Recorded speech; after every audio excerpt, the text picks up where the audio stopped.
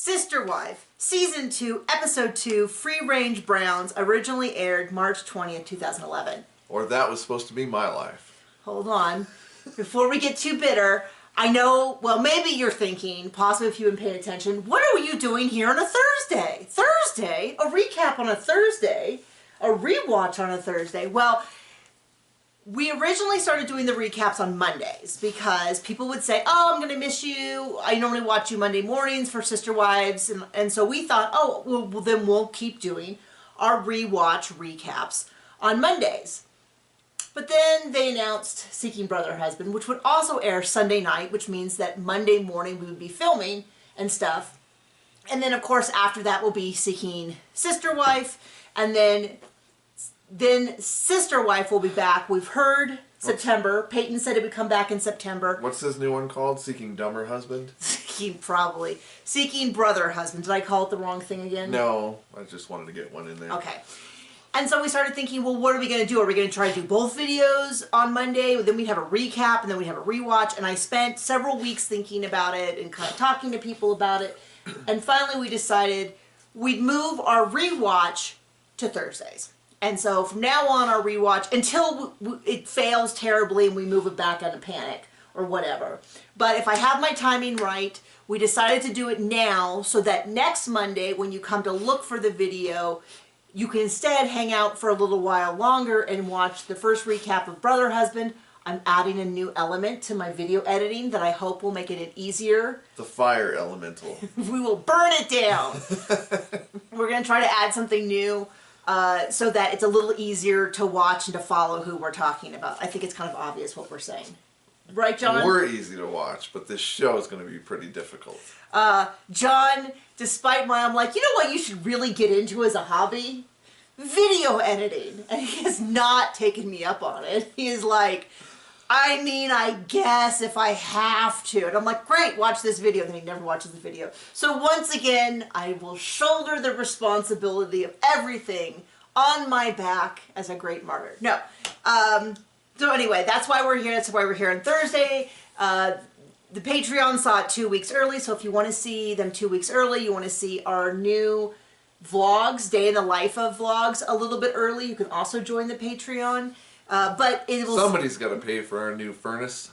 I know, we have a huge furnace. Or as John told me this morning on our walk, you know, if people gave us money for a furnace, we could roll it over into the motorcycle fund. And I was like, wait a second, what is going on? He's like, well, I'm like, that is not how it's going to happen. So this was a very difficult episode for us to watch because it was about a ranch in Wyoming. And for those who don't know, we used to live on a ranch in Wyoming. And it was a wonderful time of our life and an incredibly difficult time of our life. It's where the name Rancher Nikki, which is the name of this YouTube channel, started because originally it was a glass business where I made glass stuff and sold it. And it was also going to be a blog about my life on the ranch. Not the fun kind of glass. Beads are fun. Marbles are fun, John. We'll show you that in an upcoming day in the life of video. I'll show you some of what I do behind the torch, as we call it. And we're not going to go into a lot of detail because there's a lot of bitterness and it would just be hours of us venting and yelling. Nobody wants to hear that. But if you watch our videos from the beginning, you'll notice that we have been in several different houses. We moved several different times, and about 4.5 years ago we moved to where we are now. We live on a very small ranch that is not ranching at the moment, but we used to live on a large ranch that was ranching. Bigger than Cody's dad's ranch. Well, we don't know how many acres of pasture 20 land. acres. That's where their houses are. So anyway, John was very judgmental through this. I know. I was. Shocking. John? Unbelievable, huh? Judgmental? Who would have thought of it? So we'll see. I told him he has to play down some of his bitterness so it just doesn't go forth. But the Lehigh police have announced that they're doing an investigation into the Browns, which I guess they kind of had to do. I think I mentioned this last week. When I first watched this season, when it originally aired, I never doubted that they were in legal trouble. I never doubted that they were running from their lives when they left Utah. It just didn't occur to me to doubt it. But after when they moved to Flagstaff, a lot of things came out where they talked about how Cody moves every 5 years. Cody has this wanderlust. He gets an idea in his head and he just wants to move. He's never going to settle down. And you start doing the math and you start going, that move from Utah, in retrospect, was kind of a convenient timing. Now, I don't know. If you know, let me know. If you lived in Lehigh and you're like, no, it was a big deal. They genuinely were going to arrest him. Let me know. But more and more, I'm starting to go, was it like Cody wants to move anyway? Was it like Robin wants a bigger house? Is it like this will be good for the TV show and this is all convenient? You know, kind of like in soccer. I mean, hey, if we're getting paid like that in a TV show, I'd be like, well, maybe we do need to take that in consideration. Cause yeah. I've heard rumors they used to make $800,000. All of these are rumors. I don't know that I believe a lot of it, because a lot of it is based on things like, well, most reality shows I would pay definitely out. like to make $800,000. Yes. You know, I've heard things say that, oh, it's standard to pay out talent this % of the overall budget, and the budget is this, so they must be paid that much. Keyword there is talent. And I know that's not the case. Like, Real Housewives, we know that it's paid out according to how important they are, and you know, and we've heard rumors that somewhere around season 4... It's not like that brings out the absolute best in people, right? No. But what I was going to say was about the move is maybe it's a little bit like soccer players. So, you know when you watch a soccer game and someone bumps into someone else and they go, oh! And they throw themselves down and they, oh! And it's like, yes, they were bumped, but the reaction was out of proportion. Maybe that is Cody Brown in the move. The police have some formality, nothing's going to happen. And he's like, oh, I'm being persecuted. And then runs off. And he does have this he does have a big persecution complex because he tells us every episode how hard it is to be him. And it's just like, dude. To be weighted on hand and foot and never have to do anything. To abandon his children. Definitely that. So because of the move, because of the situation, they're going to go to Wyoming it looks like northern Wyoming to his dad's cattle ranch, which it sounds like we saw a very limited family. We saw Uncle Tim, who I believed was a brother-in-law. And we saw Dad and we saw 2 moms. I was told there's actually 3 moms and one of them decided not to be in the show. But what did we see his dad doing? Nothing. While the women were cooking? Nothing. Oh, okay. So that's where he gets that from, huh? So they're going to go up there, they're going to paint a house, they're going to move cattle, they're going to hang out with the cousins. Shock of all shocks, Cody, Janelle, and Hunter come up late. And I was like, imagine that. Cody away from Robin by choice. It is very clear. This was a Robin light Down was episode. by choice. There had to be something going on that he just couldn't break away from, like a new deal where he's going to lose $50,000 again. Well, this I believe is back when he was working as a salesman for a company, so he did still have a boss. This I believe might have still been a week before the show aired, or 2, because it's all very close. We'll see. They might actually mention it.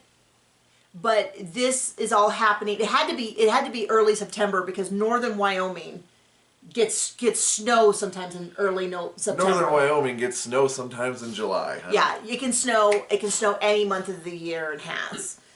That's also true for the Rocky Mountains in Colorado, high up. But anyway, when they said Cody, Janelle, and Hunter were driving up late, I was like, Cody? Spending time with a wife and a child. Trapped in a car. He's not with Robin? A wife he's never loved. And then and then we see Baby Truly, and Baby Truly is so cute, and it crushes my heart every time I see little babies. I'm just like, oh, I just turn to soup. And also all the kids, I was super confused because they were saying they were leaving at 4 a.m. and John corrected me like 9 times before I got it because I was like, so they left at 6 a.m. instead, but now it's dark a few hours later. And it got dark, at 9. And John's like, because it's at night. I'm like, I get that it's at night, but how do they drive 3 hours and now it's night? He's like, because they left at 6 p.m. And I was like, right, 6 a.m. And it was just, I don't get it. And John's like, why are you not listening? That's why I don't talk, because nobody listens. I do too listen. I'm trying to take notes and read the subtitles, which worked this time. Although, they really should have led with the fact that Cody's mom's name is also Janelle? Janelle. Well, Cheryl. Janelle. Chanel. Shanae. Oh my gosh. Well, let me just finish this first, and then we're going to explain why I was so confused with Cody's mom's name in the subtitles. But they get into the car, and Robin turns on the car, and it's like, this terrible knocking noise. And Cody's like, oh, I don't like to hear that knocking noise. And you are like, then fix it. What is wrong with you? You don't just have a car that makes a terrible noise and then be like, drive 4 states over. Because then you're going to get part of your family on the side of the highway at night. And John has this whole big rant about how this is why you fix things. And of course, I'm like, hey, maybe since Robin's home alone all day, doing nothing, she could drop off these cars. Like, Robin's doing nothing that we've seen. She's got to be ready for her best client. Yeah, to come in for a noonie. A nooner. What is a noonie? I don't know. I don't know. I think I was thinking an afternoon delight and a quickie and then a nooner and then it became a quicker or a noonie.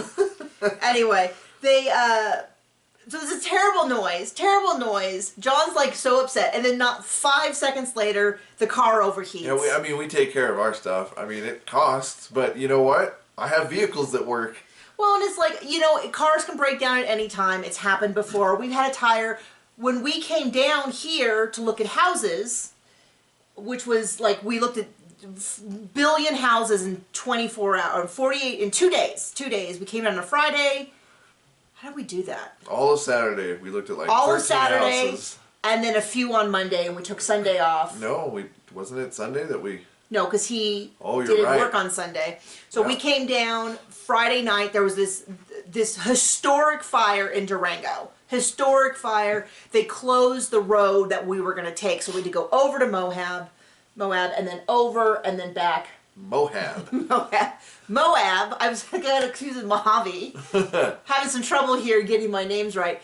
And we slept in a town called Cortez, and it's really cute. Like, it's like an old travel lodge where, you park right in front. But they had redone it with all theme rooms. So we had like the 50s theme room, and it had thick blue carpeting, and it had Elvis all over it. And the room number was like 1950. It was super cute. And then we came in the next day, and it was like apocalyptic smoke everywhere. So bad. And we're like, well, this is delightful because of how bad it was where we were at. We're just lovely. I mean, the sky was yellow. It was really bad. Woke up choking every morning. Literally. And it was terrible for the community because people were being evacuated. I think houses burned down. It was really awful. There were a couple structures that were lost, but I don't think anybody's home was lost. But there was a great deal of fear that people would be hurt or injured or something like that. And so the whole town was in chaos. And we're like, hey, we're here to look at houses. We looked at like 15 houses the first day. That's when we discovered that we went to this house that we thought, I was so sure this was it. I was ready to picture Wiss living there. Because the pictures online were so dishonest. Big, spacious living room, gigantic. It was like a duplex where you come in, you go up, and you go down. It's like trying to date online. Like, you never know what you're going to get. My mother-in-law, we decided at this point she was going to move with us and be with us. And we're like, well, maybe we should try to find a house that has a space that she can live in, maybe a small kitchenette, a living room, a separate bedroom. House. We looked at some places. A lot of houses around here had 2 structures on the property. I don't know why it was so common, but there was a ton of them, so we were looking. But we go to this house, and the living room is literally the size of this bedroom, which is a fine-sized bedroom. Not a particularly great living room. I mean, and we were like 4 adults, 3 adults, 1 child in this room, and I was pregnant. Yeah. Did I know I was pregnant at that time? Yes. And we lost the baby. Sorry.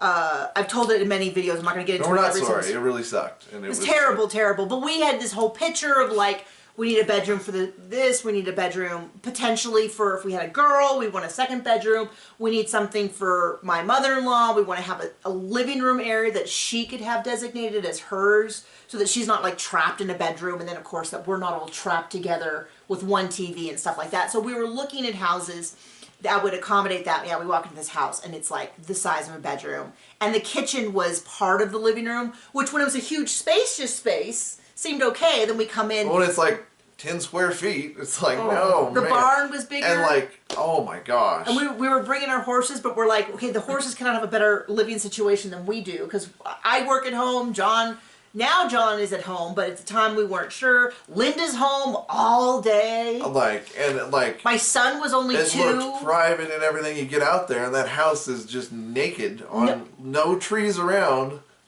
Because we looked in a ranching community, everything had been taken down to be hay fields, which meant that there was not a bush, not a tree for miles. You could see, even with 10 or 20 acres, you could just look straight into your neighbor's living room. Anyway.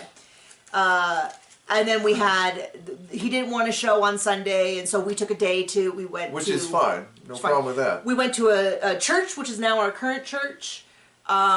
We drove around the town. We got an idea of where things were, because we had previously lived hours from anything. So we were like, let's see if this is a town that's got everything we need, but not so congested that we will never go to it. Didn't matter. We had to leave. Yeah, but we didn't have to leave there. Yeah. We had other options. So I don't remember what the point of all that was. Oh, on the way back. We had to still go the long way because of the fire. Got a flat tire. And we got a flat tire, a super crazy flat tire. Took hours and hours to fix. What? What? We had to wait for someone to come out and help us. What are you talking about? Remember the Suburban? Oh, didn't I just? Oh, because we also got a flat tire in the excursion, and I get the trips confused, and I just put the new flat tire on. We went on our way. That was not the case. Not flat tire on. Yeah, we had even borrowed a car that would be a little easier to get in and out of and everything. With Prager's over here. Yeah, and then that did not. I was very early on, but we were going to be getting in and out because we're looking at 18 houses, and our excursion is I bought it when I used to tow a trailer for work.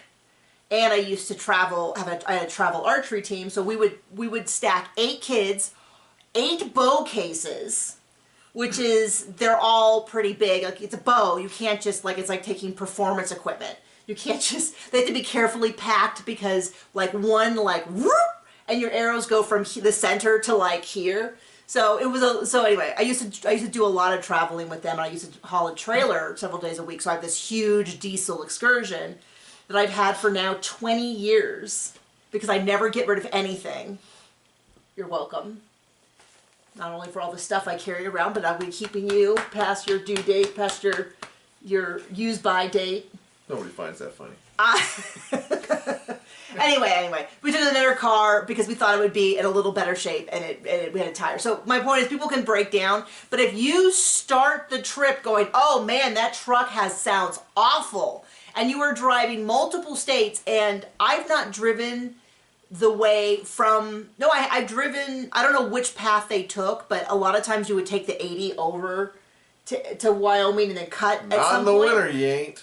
Well, you can.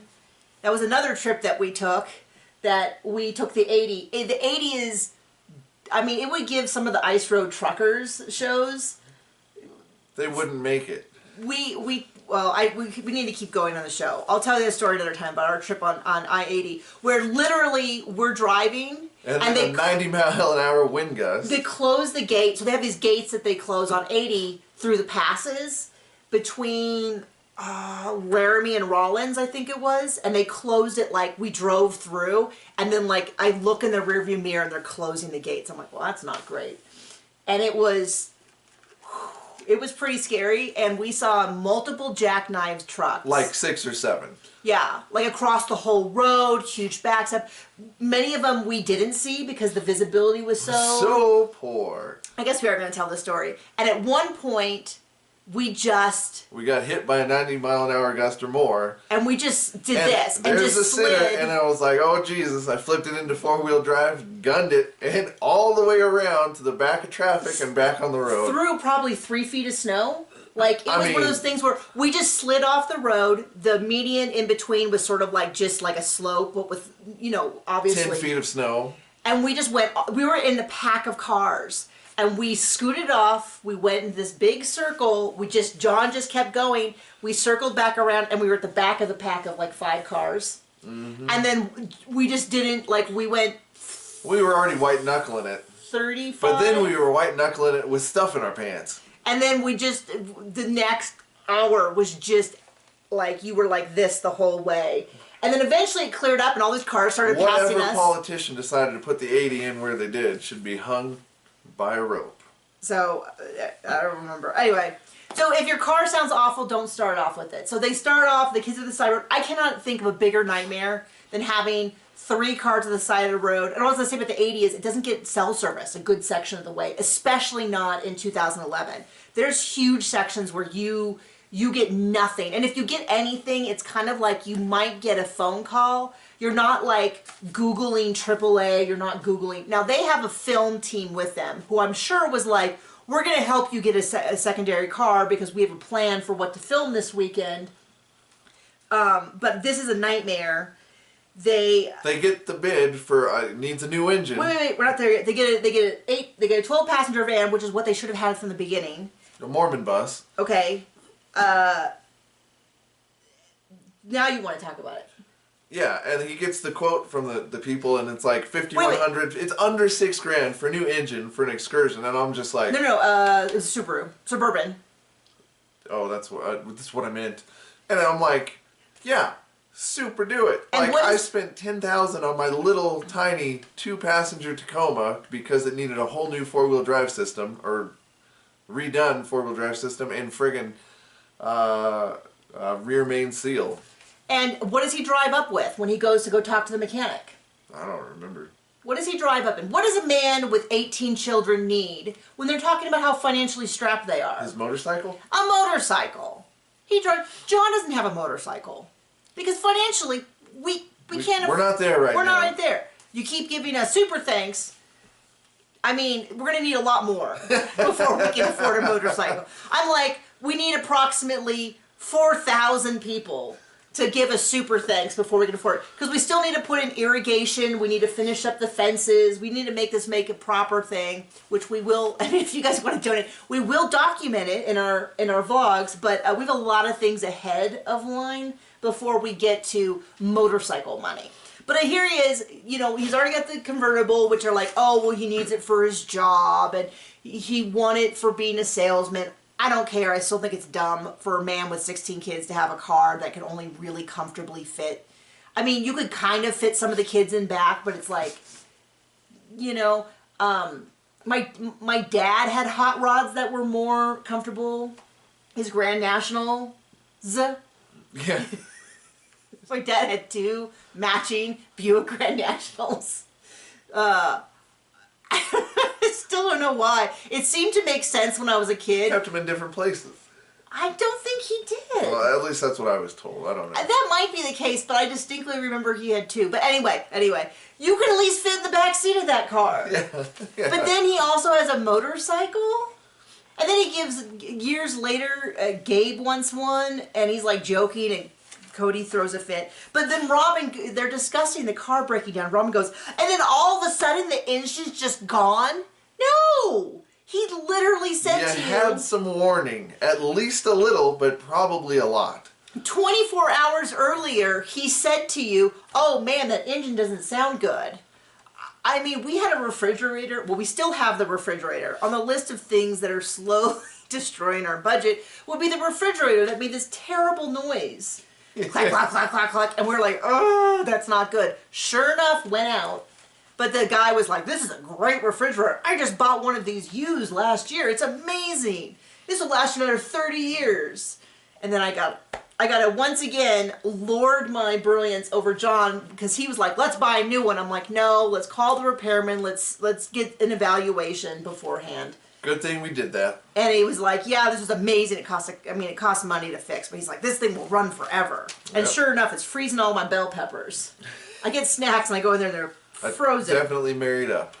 So, where was I at? Okay. Somewhere. They all stop at Red Canyon. That's the infamous Y for Wyoming. And then everyone goes, Robin, Wyoming doesn't start with a Y. It starts with a W.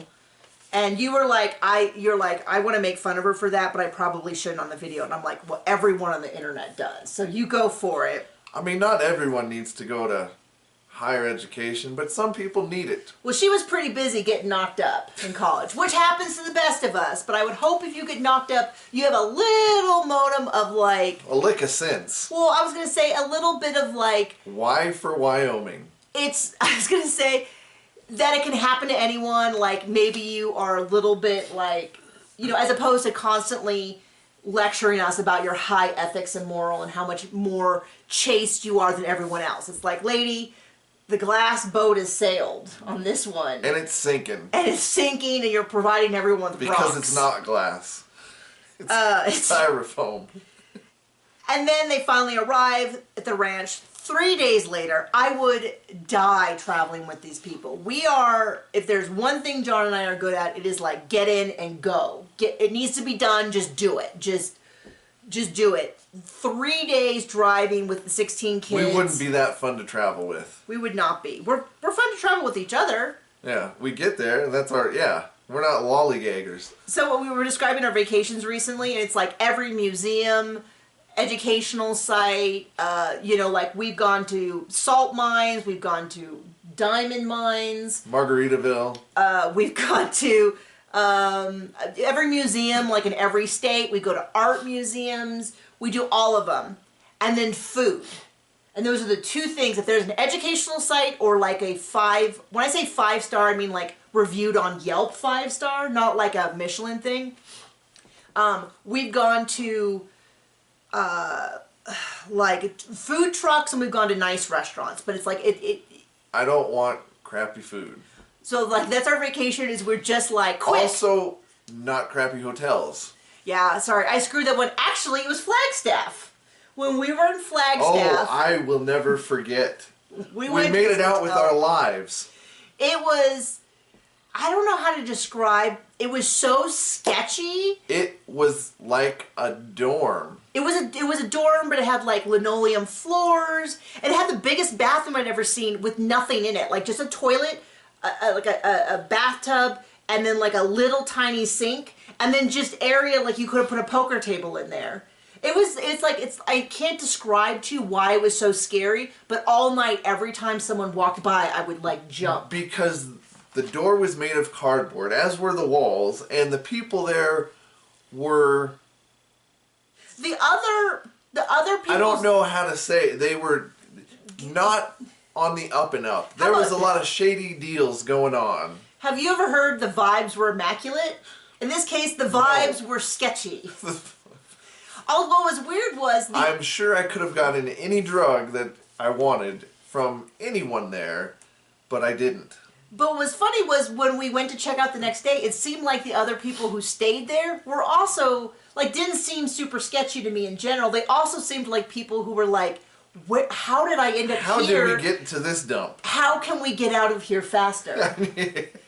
So, it was very bizarre. Okay, we're doing a lot of just random talking, sorry. But everybody always says they want more stories about us, so you're getting all the stories. Sorry, not sorry, we don't care. They finally arrive at the ranch. And then Janelle, Cody, and Hunter, who had football practice, arrived 1 hour later. They left 24 hours after them because they had to work one more day, It's almost like traveling with a bunch of kids makes it take longer. So this is where things got really bizarre. And I feel like they should have led with this information. This is the place where it got bizarre. Because, okay, so, oh gosh, I'm sure you've heard this, but I'm going to go through and explain anyway. Cody's mom's name is Janelle. But half of the people pronounced it Janelle, half the people pronounced it Janelle. And by that other half, I mean Cheryl, who is Janelle's mother, who married Cody's father.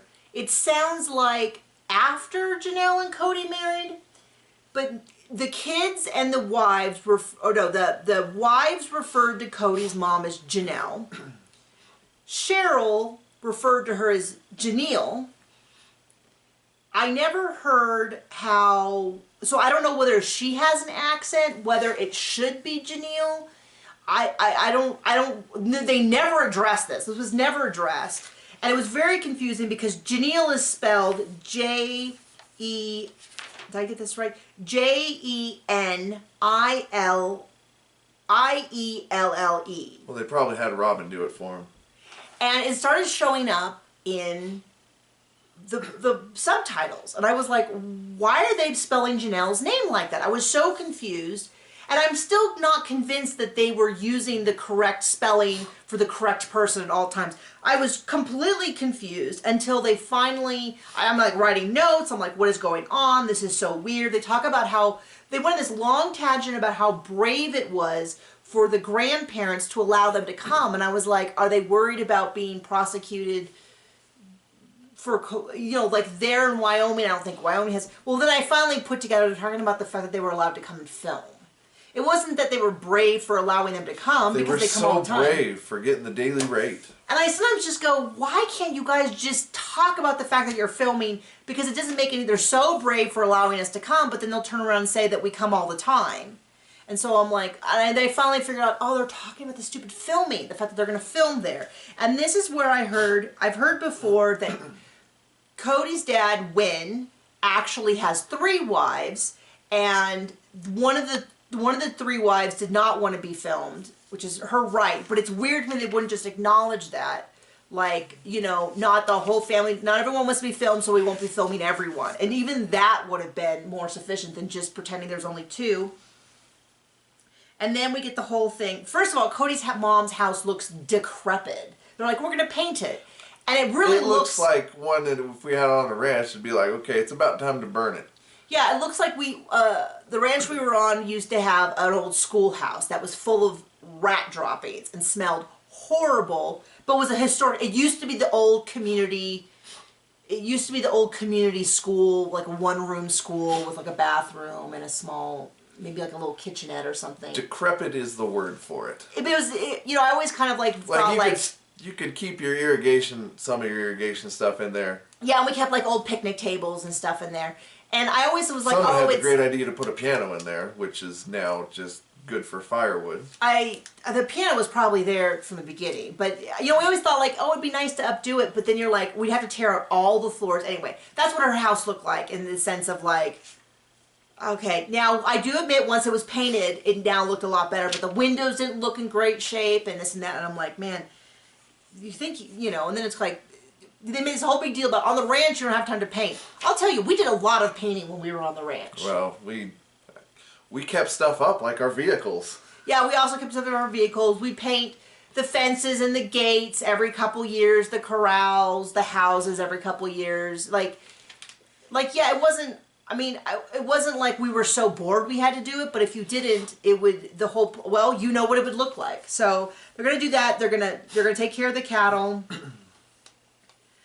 We talk about, they talk a little bit about what it was like. So the whole thing where, oh gosh, it's still, I'm sorry, it's still weird to me that Janelle's mom married Cody's dad. I know it isn't. We're watching a show with a dude who married 3 wives. I know, but they try to make it sound real, because the story doesn't, they're like, well, there's a story, it makes a lot of sense, and I'm like, does it? So when Janelle decided, she talked to Cody about how great he looks on a horse, and she's always been hot for Cody, but when she, basically it sounds, I know it's not what she said, she said she fell in love with the lifestyle, and then she fell in love with Cody, but I think she converted because she was hot for Cody. And if she converted, she could have him. It didn't matter that he already had a wife. That's my opinion. No shade, but when she decided she was going to be polygamous, she said most of her family cut her off, except her mom. Her mom did not, and so they went up to Wyoming to meet Cody and his family. And then her mom, Cheryl, got a hold of Wynn and was like, hubba, hubba. And she then converted and married into the family. Cody's mom, Janelle, or Janelle, however you want to pronounce it, we'll say Janelle just so you can tell who we're talking about, talked a great deal about how she struggled when Janelle came in. And she said, because Janelle said, I took care of the kids and Cheryl took care of Wynn. And I'm like, boy, is there a family tradition of the new wife coming in and being like, I got the husband. When the chores come, I get him. Now, I have no malice towards Cheryl or Janelle, but I'm just going to say that it kind of struck me as like, well, we know where, we do not see any of Rob in this episode. We see a few moments of her, but I kind of wondered if while rolling she was her up eyes, being upset, being way too much. Too much. Way too much. I wondered if sort of the family was a little bit like, if she didn't get some hints that maybe as last in, that she maybe shouldn't be talking over everyone, because we barely see her talking to anyone. And then, of course, the fact that Janelle's mom was there and Cody's mom was there and Mary and Christine had long-term relationships with all of them, you barely see Robin on the ranch at all. As soon as they leave, though, she's got a lot to say. So we see Uncle Tim runs the ranch. He doesn't want to stress out the cows, which is something that we believed in, because the lady that we used to work for was constantly screaming, pushing, terrible fussing. at everything. You'd think growing up and doing it her whole dang life, she'd know a thing or two, but she didn't know thing one. Certainly not thing two. John was holding that in the whole time, just so you know. And her husband was even dumber.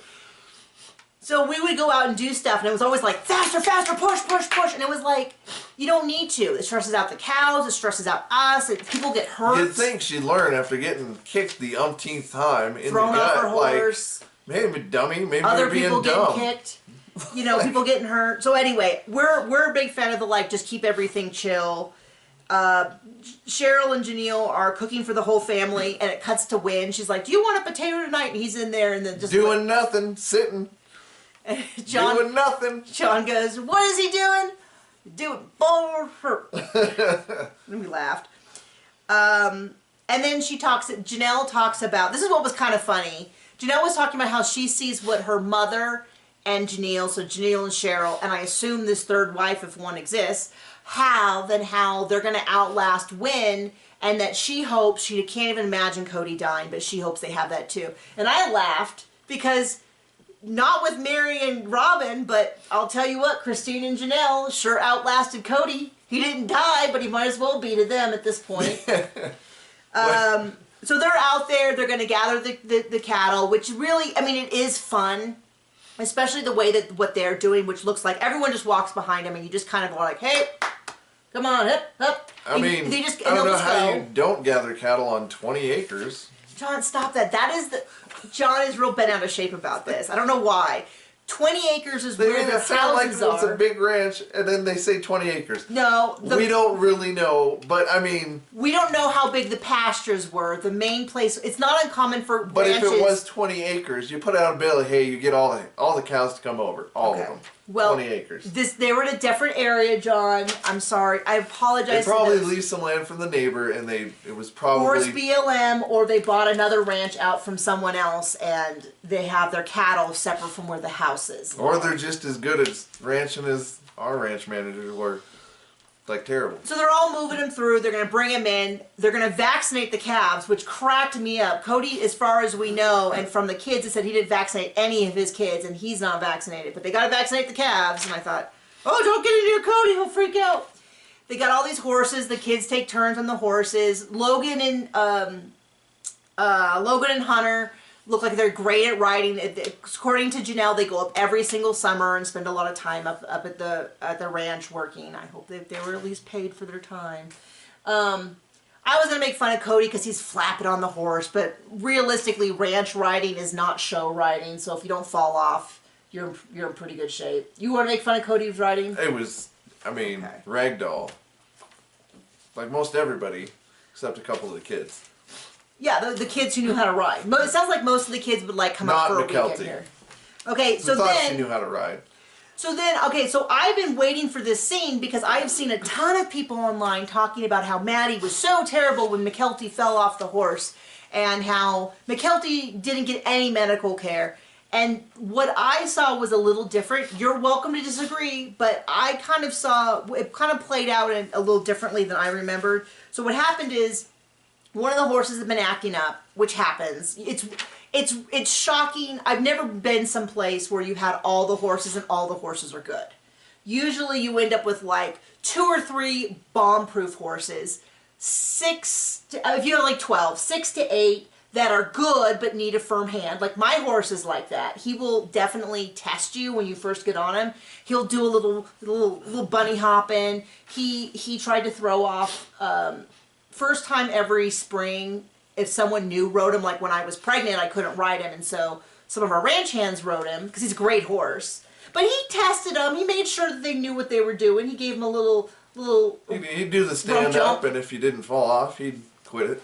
Yeah, he's a great horse. We'll do some vlogs where you can meet him. John's horse, little bit to the crazier side of that. He's a good horse, but he loses his brakes sometimes. And then we had one horse, great horse, broke your heart because he'd throw you off. I mean, you could not. I mean, It was such a love-hate relationship, and you never knew. Was it going to be the first 5 minutes, or was it going to be sometime in the last hour? About broke your heart. We were almost home, and he threw you off onto a rock. And you were like, buddy, we rode Buster, in fact. Yep. Buster, we rode all day. What's going on? I just found out a little work before the work, and he'd be fine. In fact, he'd be great. He'd be great, but he was, yeah. Okay, and you have a few horses like that. So, you know, it would not, when they said they had enough horses for most of the kids, I was like, ooh, they don't got good horses for all those kids. You know, because the thing is... To be fair, a lot of ranchers get into the horse business, and once you get in... You never get out. You just have horses. It's like that joke of like, how do you make $1 million with horses? Start with $2 million. Yeah, start with $2 million. $2 million. Or like private planes. Oh, you can make $1 million on that. You just got to spend $3. Right. You get one back. So anyway, because the problem you have is that the horses that are bomb-proof usually don't have the get up and go that you actually need to like chase the cattle, go, like you either kind of end up, it's kind of like cars. Bomb-proof and then they don't move. It's kind of like you can't have a car that does everything. You either get a car that's great for kids, or you get a car that's like great for hauling stuff, or you get like a sports car. Where you can put the top down and have your Goldilocks. Or you get a motorcycle, which is a waste of money. So anyway, what happened was, horses. They had this one horse that was acting up. I was waiting for this terrible story. Apparently, Maddie comes running up and goes, no, McKelty took off with the horse. And a few seconds later, they hear McKelty absolutely screaming. Like, I was like, is the horse like, no? No, it was McKelty screaming. She did take a hard fall. I'm not criticizing her for this. But the way it sounds is, and this is according to McKelty. Like the ranch manager we used to work with. Oh, I got this. I know everything about it. Doesn't know a lick. Apparently, nothing. Now I'm going to give McKelty, she absolutely did not try to spin this. She even said... She owned it. She said, Maddie said this horse was not trained. It was a young horse. It wasn't behaving. And I told her I would be fine. And I took the horse, and the horse showed me. So people are like, oh, Maddie was a real... I didn't think so, because Maddie was like, I told her not to go on the horse, and she went on the horse, and she got hurt. And I'm like, yeah, that sounds exactly how a teenager would talk. Gotta give McKelty props for not being a whiny little baby afterwards. She was like, yep, I took the horse. I said I could handle it. I could not handle it. She was pretty funny about it. But she is on the ground wailing. Cody goes running over to her. Dr. Cody now. Rolls her over, makes her gets up, starts poking at her. And I'm like, it does not look, based on what we saw, it sure looked like they were close enough to a town where they could have just called an ambulance. You know, what if she had, like, fractured part of her hip bone or something? That didn't matter. Cody's only concern was making sure she could stand and walk off and getting on the horse. He was like, you got to show the horse who's boss. And I'm like, that's a big, I'm not going to pretend I'm a horse trainer, but it seems like the higher priority at that point was... Anybody who can work a horse in a round corral, you could get the horse in line. Yeah, you get the horse, it doesn't need to be generated. It does seem like maybe McKelty needed a little bit more attention. I'll notice that Uncle Tim, and no one else seemed to care. He had cows. He had real work to deal with. I know, but I'm saying, like, Cody's like, this is a priority. It just struck me very much as, I'm going to prove how much more I know about horses by doing something excessive. Yeah, you probably should get in the horse and kind of work it around, but it kind of really seemed like maybe his daughter who could have done something pretty bad to her hip. Now, a lot of people have given them criticized them for taking her to a chiropractor rather than... I kind of felt like that should have been done by, like, they shouldn't have got her off the ground until they could assess if she had some sort of spinal cord injury. Well, if we know anything by now, we know they're not the brightest of peoples. When it comes to this. But what I did forget was that Cheryl... But also it's a ranch, and the cowboy way is shake it off. Cheryl is a nurse. So I was like, okay, so they did at least say... That isn't a stereotype. I don't know if this is true for every ranching community, but every nurse we knew was married to a rancher or at least like an animal guy. We had one friend, he was a wildlife biologist and he was married to a nurse. But the neighbor across... Wouldn't call them friends, but yeah. They were at the time. Well, we didn't know better. The neighbor next door was a cattle and sheep rancher who was married to a nurse. The lady down the street who ran her ranch hand through a swather, which, if you don't know, is just a big lawnmower. Ran him through it. Well, she ran it over him. He walked it off. I mean, no, she didn't run it over it. She turned it on when he was looking at it and drug him through it.